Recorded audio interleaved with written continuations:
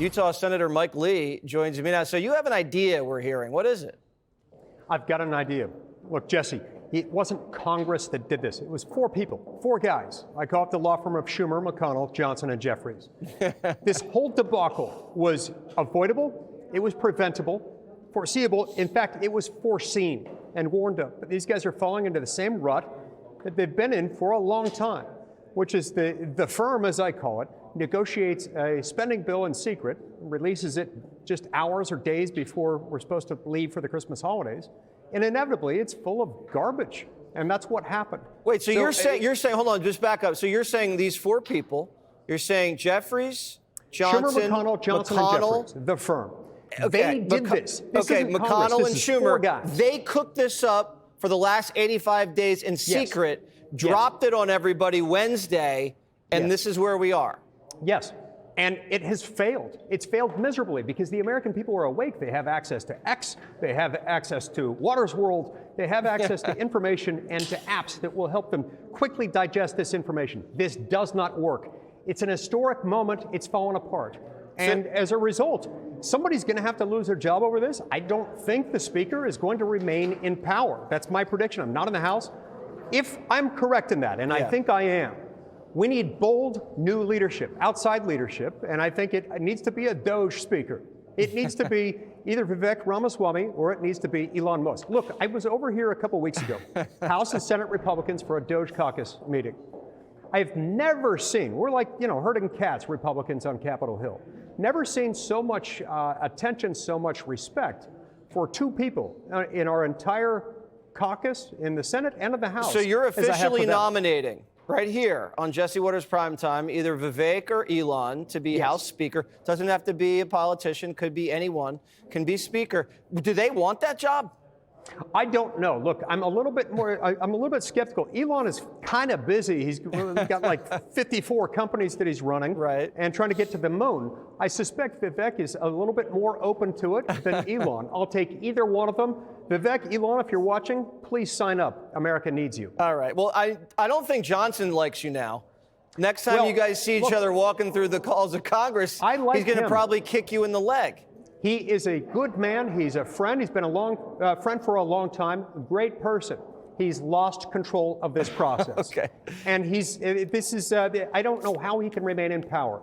We need Elon or Vivek as Speaker. He's a friend, and you just threw him overboard. Man, yes, politics is tough, Senator Lee. Well, it is, especially when you try to jam an entire country with the 1,500-page bill that nobody's read, and you try to trick them and bully them into doing it. Some of us take that personally, Jesse. Yeah, no, I don't like it either. I think it's terrible, and we got to stop doing it, and it's got to stop now.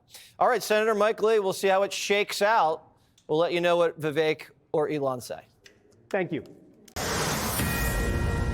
Fox News alert, the deadline. The deadline to avert a government shutdown is midnight tonight, Eastern time. But a spending deal still looks out of reach as Democrats and Republicans play the blame game.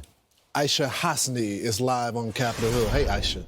Hey, good morning to you, Lawrence. I am keeping my eyes on the Speaker's office just down a hallway from me because there might be some activity here in the next hour. I'll tell you about that in just a second. First, I want to get to what President-elect Donald Trump is thinking right now. Is not moving from his position after the bill imploded last night. He was actually up at 1 o'clock in the morning writing this on Truth Social. Take a look. He writes, Congress must get rid of or extend out to perhaps 2029 that ridiculous debt ceiling. Without this, we should never make a deal. Remember, the pressure is on whoever is president.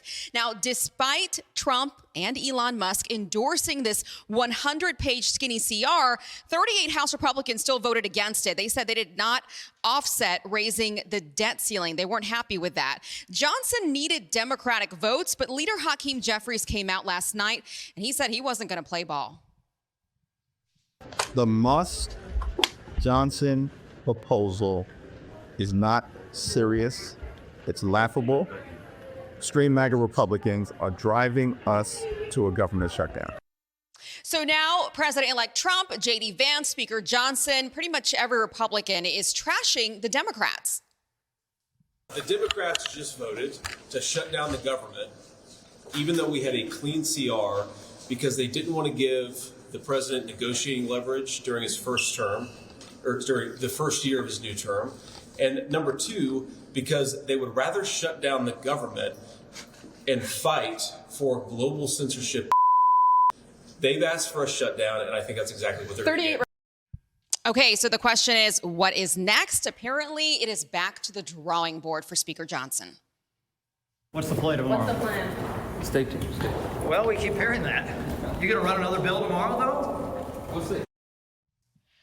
Okay, so apparently Punchbowl is reporting that the Speaker and J.D. Vance might be meeting with House Freedom Caucus members, and one more person in the room, it's very interesting, would be Trump's OMB director, the nominee for that, Russell Vought. He's been on the Hill working the senators through his confirmation process, so he is here in Washington, D.C., and apparently, again, according to Punchbowl News, those four parties will be meeting in the Speaker's office this hour. I will keep my eyes peeled. I'll get over there right now and bring you any news at the top of the 8 o'clock.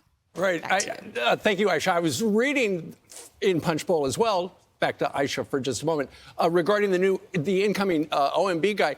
Aishah, Punchbowl has a note and talks about how he will be arguing, okay, they've got to extend the debt limit, they've got to lift it. But it was when Kevin McCarthy in 2023 was Speaker, he actually led the opposition. He's saying, we can't give them this. And now he's saying, you got to give us this. And undoubtedly, the House Freedom Caucus is going to bring that up with him. Absolutely, they're going to bring it up. In fact, Kevin McCarthy's name has been brought up several times in the last 24 hours because this is pretty much, this is deja vu. People have been watching this and thinking this is exactly what happened to Kevin McCarthy. At the end of the day, he tried to throw things on the floor that didn't fly with his own conference, and eventually he didn't want to see the government shut down, so he put a clean CR on the floor.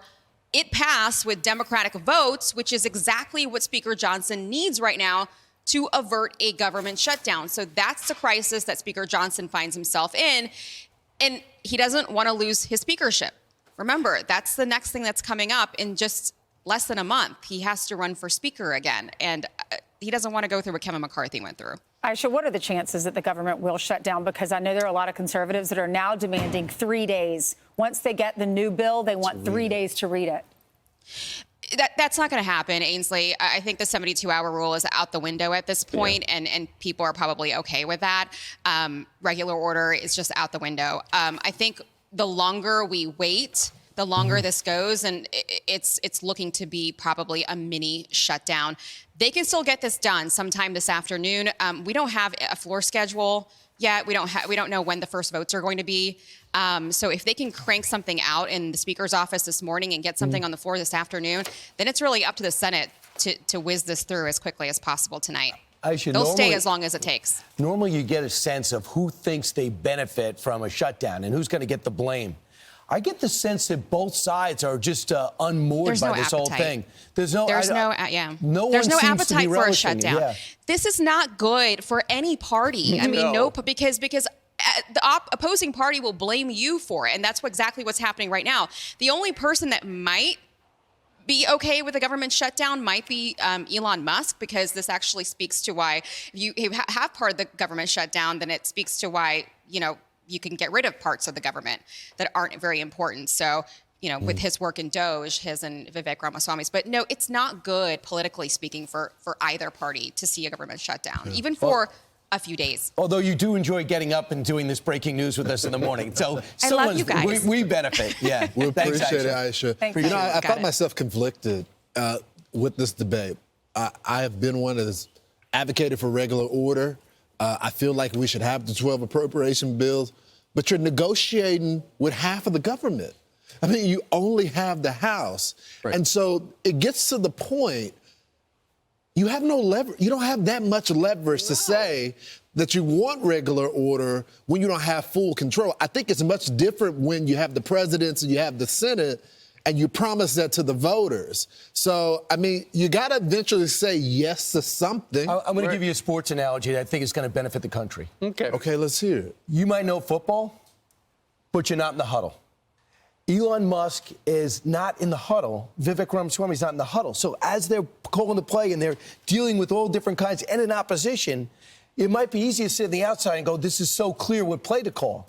But you do not know what it's like actually doing the deal with so little power and leverage. So you could say, yeah, right, that shouldn't be in. Yeah, that shouldn't be in. But you know what is in? Because that's in this, and this. So they came back and they restructured at the last minute. The only criticism would be, could you have not done this earlier? Couldn't you have not done this in October or right after the election? Right. Because just before we had Speaker Johnson on 2 days ago, Elon Musk at 4:15 in the morning said, you can't pass this bill. And that was the beginning of the end.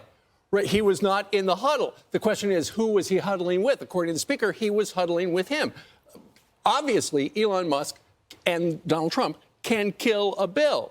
They said kill that bill because they wanted the new one that had the lifting of the debt ceiling, because Donald Trump doesn't want that. So going forward, there are a couple of different options.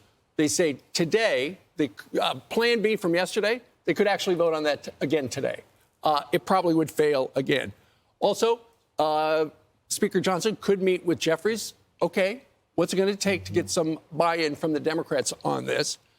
They could drop the debt ceiling requirement that Donald Trump has put out there, and that's the reason they lost 38 Republicans yesterday, or just have a 1 or 2 week CR. Just kick the can until the end of the year, the 1st of January, after everybody goes and drinks a lot of eggnog. There are about 30, my sources are telling me, 30 individuals that will never support CU. There are 30 individuals that will never support getting rid of the debt ceiling. So it's going to be very difficult to pass if you put those in.